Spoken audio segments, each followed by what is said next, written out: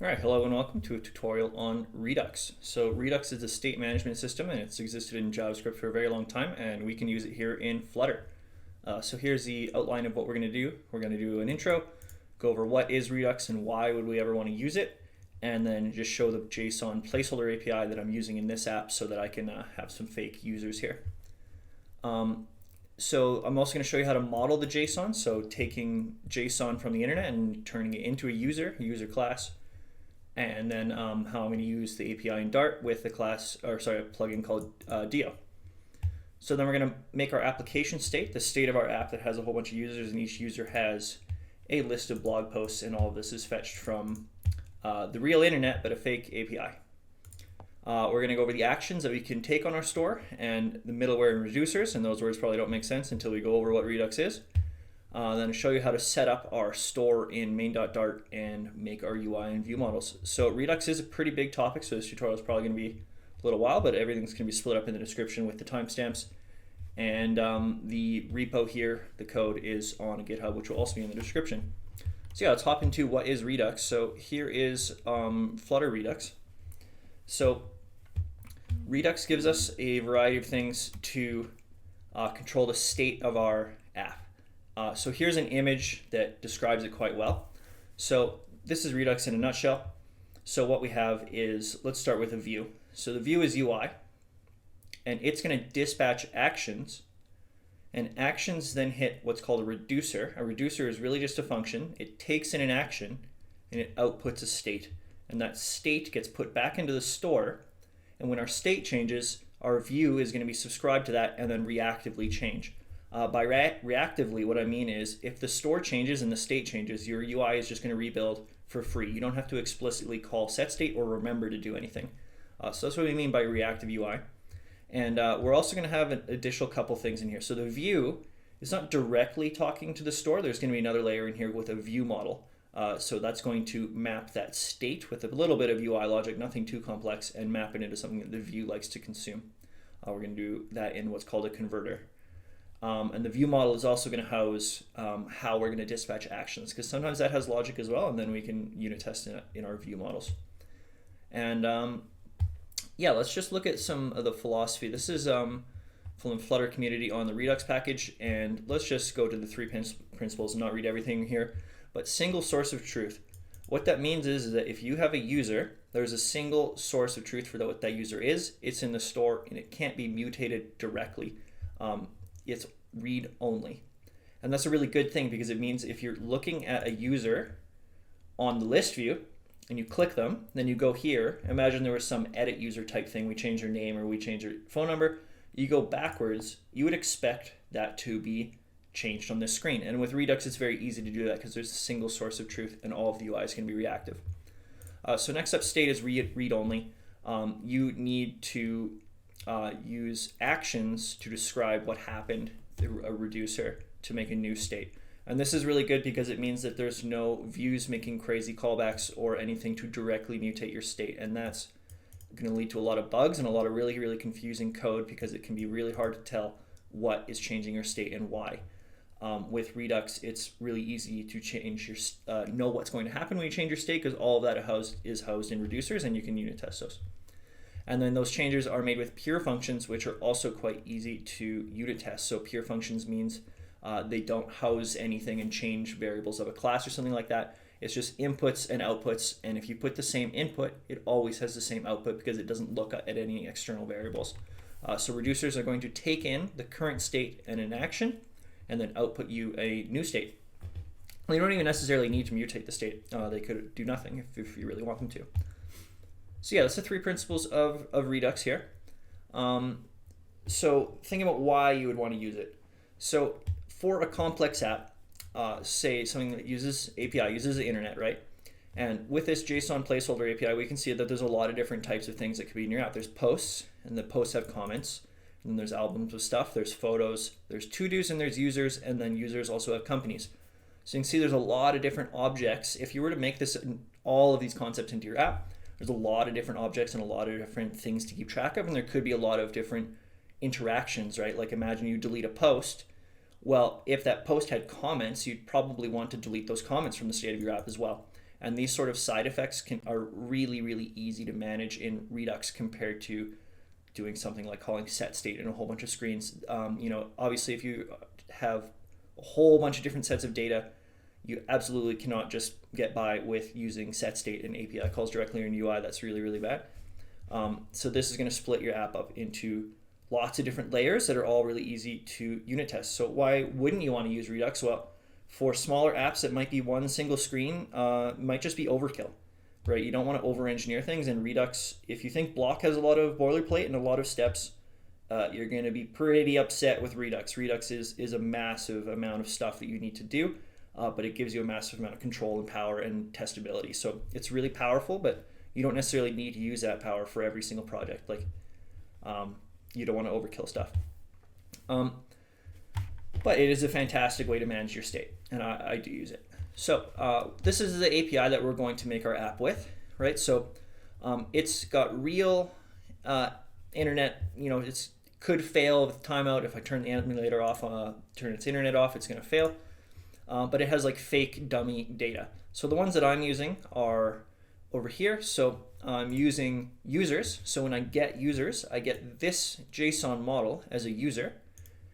Just for simplicity, I am ignoring their company and their and some other stuff in here. Doesn't need to use absolutely everything here.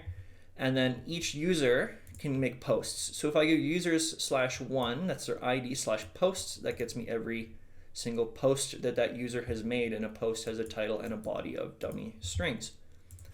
So if I change this to user2, then it of course makes these all the ones that user 2 has created. So those are the two endpoints that I'm going to be using. So yeah, let's jump into the app and see how we're going to model that data and get it into Dart classes. So let's look first at our models. So what a model is it's our representation in Dart of something in JSON from the internet. So let's look at user first. So in order to do this, it's JSON, so we're going to want JSON serializable. In order to use JSON serializable, we're going to need to add it to our dependencies. We're going to want JSON annotation as well, and we're also going to want build runner. So these .g files, these are generated files, and we can use the command line to build these files for the nitty-gritty JSON stuff, like looking in maps and stuff like that. So we don't need to write this file, this is generated. Let's not look at that just yet though. So once you get these packages, we're going to be able to use things like JSON serializable, and we need to annotate any class that we want a generated file to be built for. So this is my user, and we need to include this part thing. So part of this file lives in user.g.dart. .g is just, it's not required, but it's just kind of to mark it as a generated file. So here's all the things that we care about on our user. So ID, name, email, address, phone, website. And just like your application state, I feel like models should be immutable as well. By immutable, I mean everything is final, or const or something like that. You can have some simple getters here, like this is a little getter just to get the initials, or if they only have one name. But you don't want too much logic in here, and you don't want it to be mutatable. Okay, so in order to generate the generated files, what we're going to have to do is use a command that I've written down in this README. So generate the files in this folder with this command. So Flutter packages pub run build runner build. That's the entire command. And then I also pass this flag for delete conflicting outputs. And what that's going to do is it's going to delete everything that was already there and redo it with the most recent version. And it's going to make us a .g file that has all of the JSON. So JSON is a map, and it's going to, we expect to have these things in it. So with the JSON annotation, what we can do is change the key that we expect and also do things with like default values. So the user is pretty simple. It doesn't have any of that, but the other ones will, and I'll show you in a sec. So when we generate that file, we can do two things. We can go from JSON, so we get it from the internet. So this is a factory constructor. We're making user from JSON. JSON can be pretty much anything. Well, I guess it's got to be a map. But it could be a weird internal linked hash map, so I don't usually like to type this. And then this guy, user from JSON, is our generated method. It starts with the $_$. And to JSON is similar. We take this instance and then we just get a map out of it.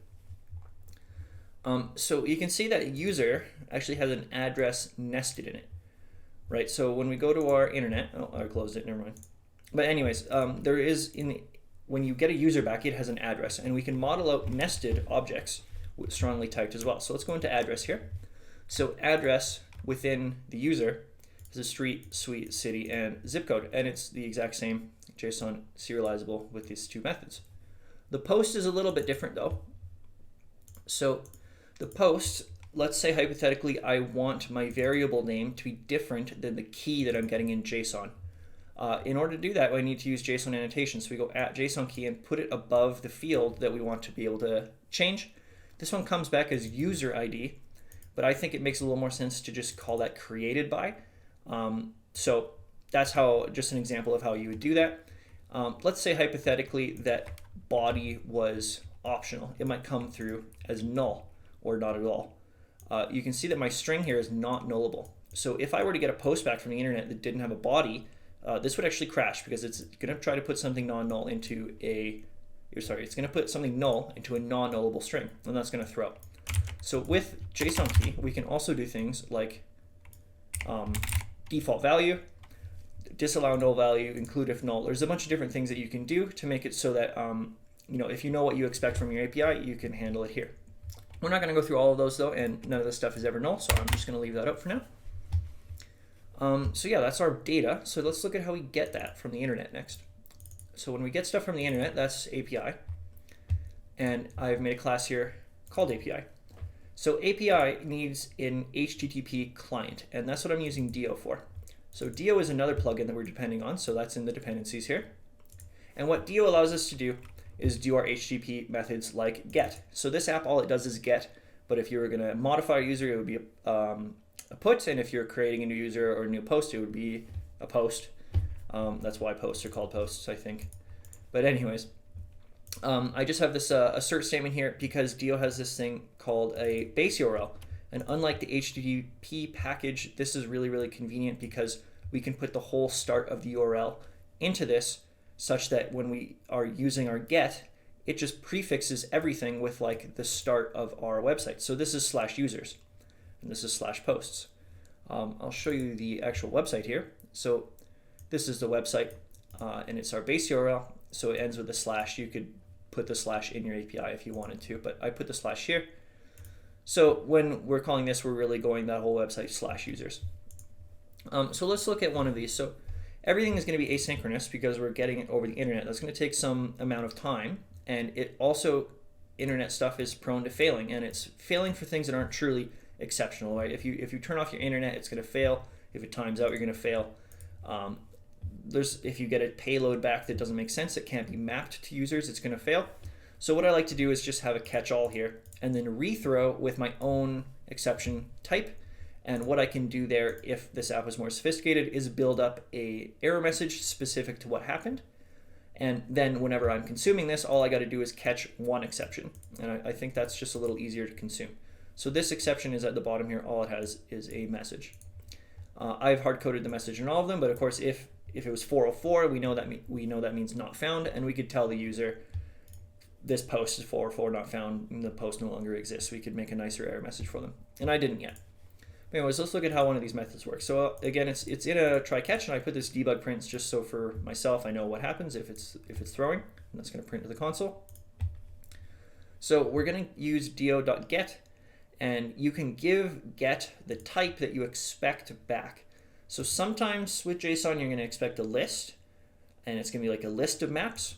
All right, we're getting a list of users back, and sometimes you're going to get just a map, right? If we were getting a singular post or a singular user. So you can tell it what type you expect, and that's going to make response.data that type, which is convenient because then it means that this is not dynamically typed, and .map is actually strongly typed on a list, which is, I think, quite nice.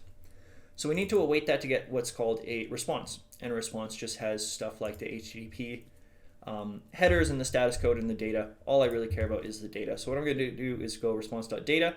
And I'm just going to use the exclamation mark and say you have to have data. I know that users should have data, and that won't ever be null. And take what we're getting back and map it into users. So here's where I'm doing that user.fromJSON.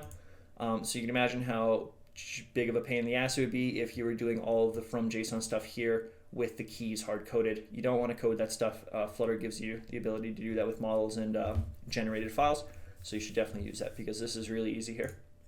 So user.fromJSON with our JSON there.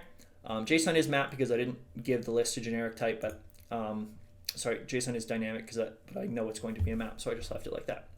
So we just return that. So it's a future list of users, and posts is pretty much identical, except it's my /posts endpoint, and it's post from JSON.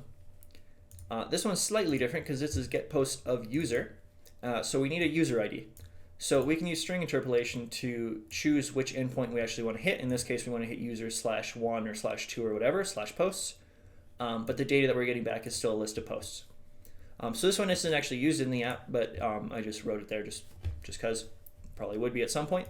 But my middleware only actually uses get post of user and get users. Okay, so that's our API. So now we've looked at the intro and the JSON Placeholder API. Now we can actually get it into Redux and what we're going to do to house this data in our app. Right, so first let's look at the application state. So I like to put everything that has to do with Redux in what's called a store. And I have one class which describes the state of my entire application.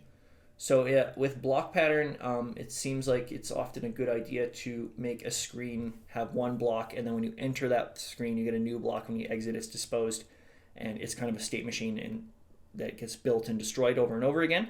You could make one block that controls the state of your whole app, but in Redux, I feel like it's best to have one store with one application state. So we're going to make one class that describes the state of our entire application. So here it is, class application state, and it's going to have states within it to describe the different stuff that we have.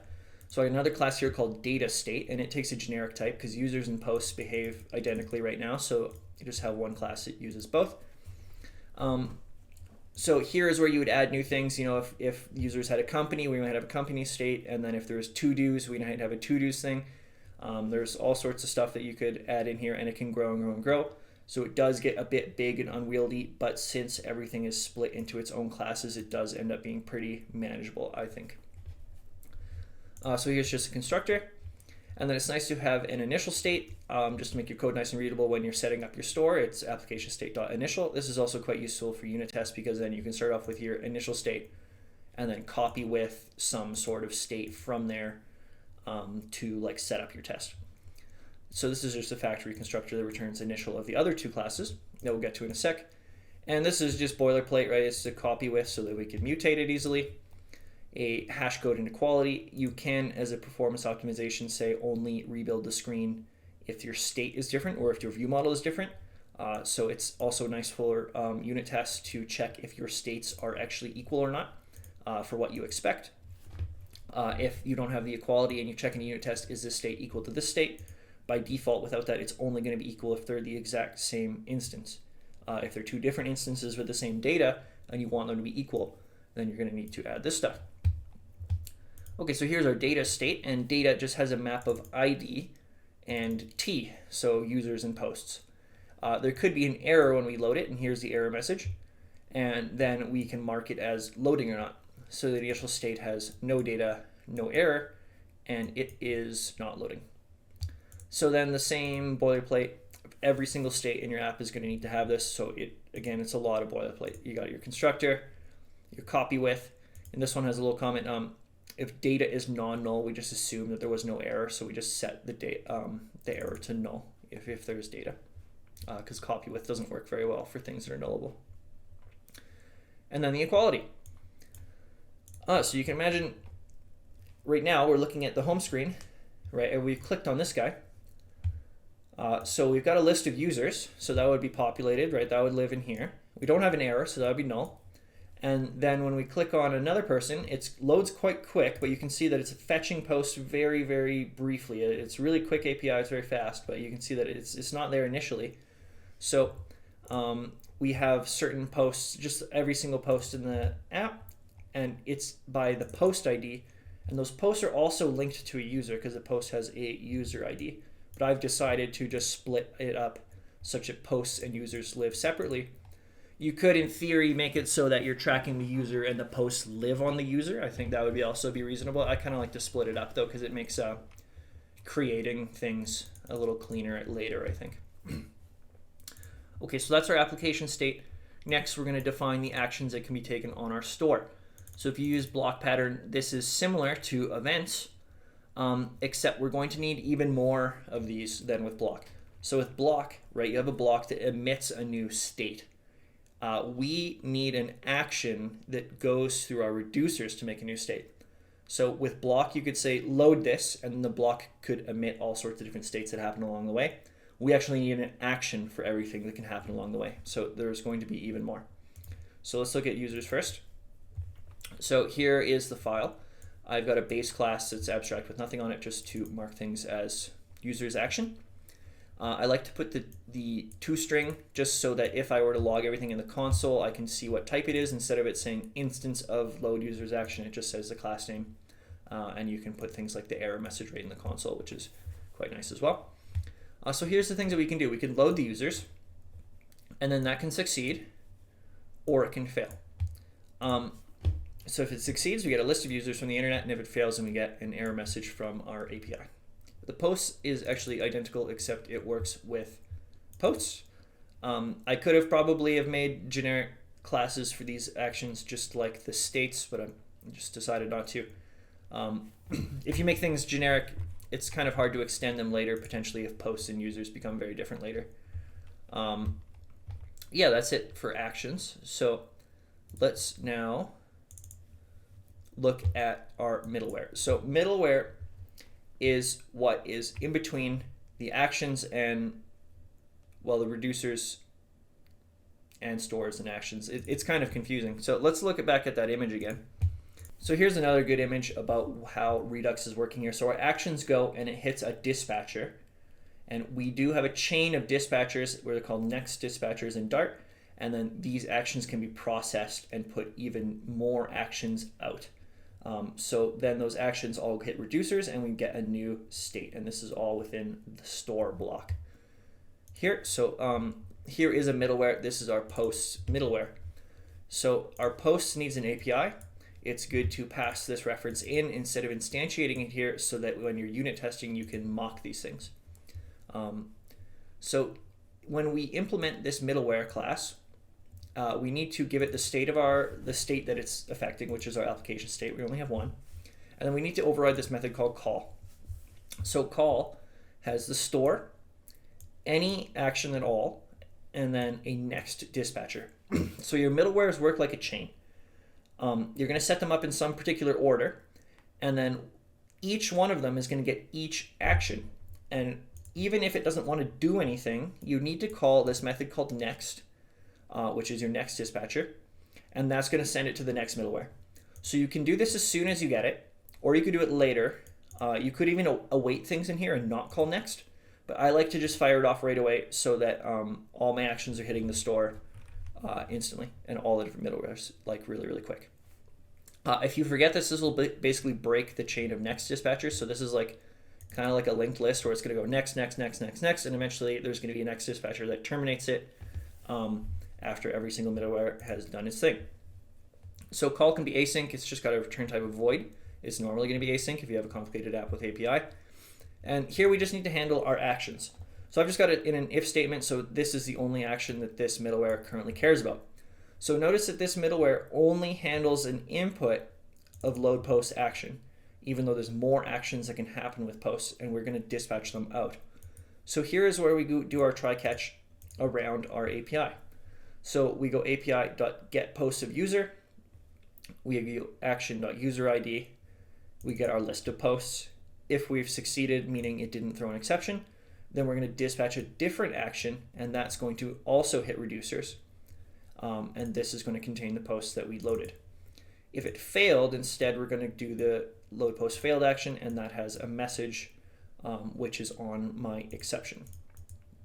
Okay, so users is very similar, except the only difference is that it's going to call a different API and handle a different action. So the action that this one cares about is load users action. If that succeeds when it gets users, then we go succeeded. And if it fails, then we go failed.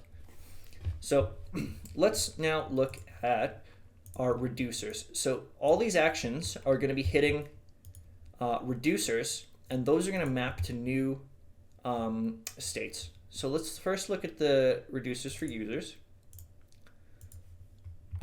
So let's ignore this for a second. Let's just look at one of them. This is one of the simplest ones. So when we load users, we're just going to mark that state as loading, right? A pure function just takes in the state and the action, and it's got to return a new state or the same state. And all we're going to do is copy the existing state with this flag of isLoadingTrue. So let's look at that user's middleware again and think about how this is going to work. So that the UI is going to say load users. This action is going to be a load users action. First, we're going to go next and just pipe it off in case other middlewares care about it.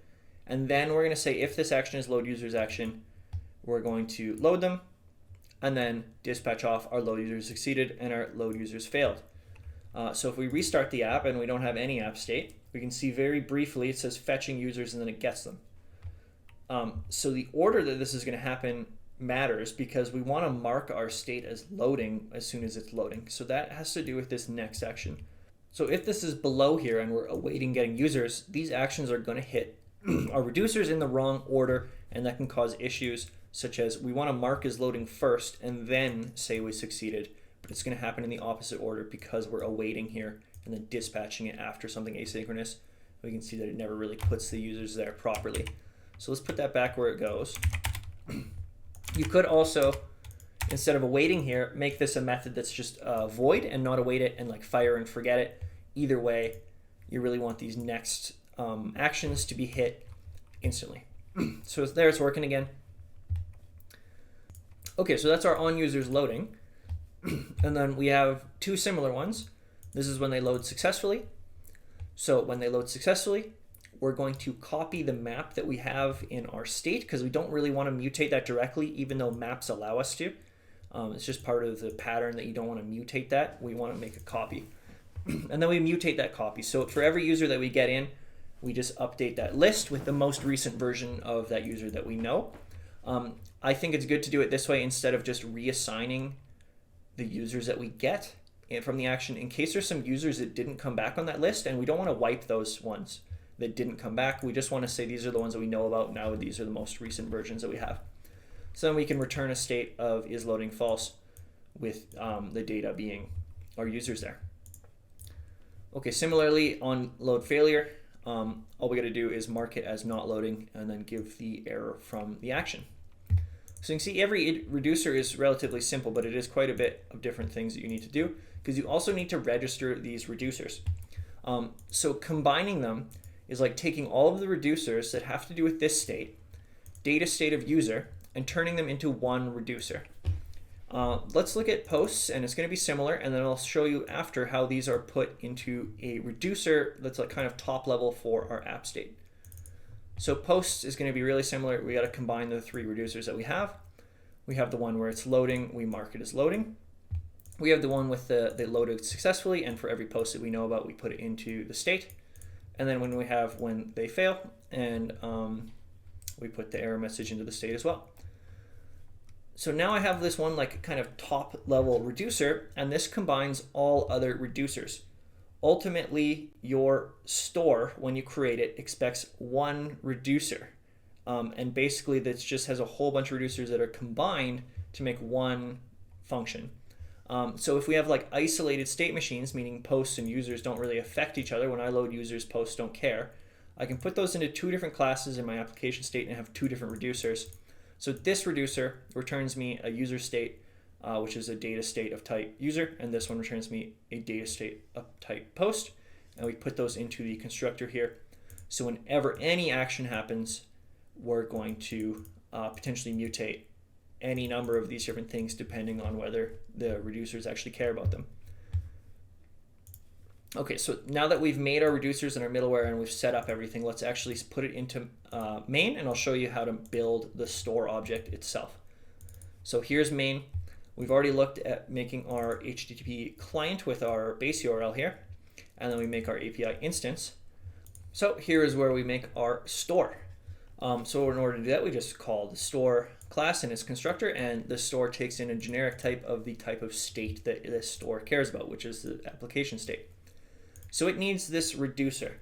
Reducer, again, is that combined one, this top level reducer that combines all other reducers. If we had new states, we would need to add new inputs to this constructor and new reducers there. It needs an initial state, so here's our app state.initial, and then it needs middleware. And middleware are going to handle actions in the order that they're registered here. That's probably not going to matter most of the time, but it might. So you have one middleware that kind of trumps all that goes at this, that you want it to be the first one to get actions. Then you want to put it at, I believe, the top. And then we're just going to run my app, and my app in this case needs a store. It's good to always put the generic type whenever you reference a store, so that when you go store.state, it's the correct class there. And here's what we're going to do, and it looks a lot like block provider or provider and other different types of Flutter state management. We just wrap our entire material app with our store provider, and then from any screen and any widget, we can then access the store through a view model to build our screen based on our app state. So store provider just needs a store, and it's a reference to the one we built up there. And then we can look at our home screen. So we've set up everything in our main.dart. Now let's look at some UI and view models. So the first screen that we hit is the home screen, and this is this screen. So let's go up to the top here. So this is a stateless widget, and what it is ultimately a store connector. So our store connector takes two generic types. First is the state, and the second is the class of the view model that it's going to need. So what it's going to do is take in this converter. Converter is a required thing, and it's how your app state maps to a view model. So I've created a view model here called home screen view model, and it has a static method called converter, and that's how it creates itself from app state. So it has some other stuff that can do, like on initial build. So the first time that we get a view model when this screen builds, I'm just going to load the users. So that's like how you could do a setup in a screen. Like when you enter it, I want to load the post of this user, or when I enter it, I want to load these users. You can put it here. And then the builder is like the builders of other Flutter widgets. It's got to return a widget, so it returns a scaffold because it's a screen. So first, let's look at this view model. So a view model, it's going to take in a private instance of this store so that it can dispatch actions. And then it's going to map certain things from the state into a really easy to consume way for your UI. So sometimes string building is actually relatively complex. If you have a post that has a user ID, you're going to need to look up the username from that ID. That sort of logic is best suited in a view model because it also makes it reusable. My view model has almost nothing going on in it, so it's going to look like an awful lot of work for nothing. But believe me, if you have complicated string building or a lot of relationships between different types of data through ID, is really nice to put that into a view model so that you can have really good control over what's happening if something's not found. You know, a post has a user and your app hasn't loaded that user yet. Well, what are you going to do? What are you going to display? You can put that in a view model and unit test it. So here's its constructor. And then we have this converter. So the converter takes in the store and outputs a home screen view model. This could also be a named, like a factory constructor if you want, but I kind of like it like this. And then we just populate everything that we need to from the correct state to build our view model. And then we can also have this method here to fire off a dispatch. This just forwards it to store.dispatch.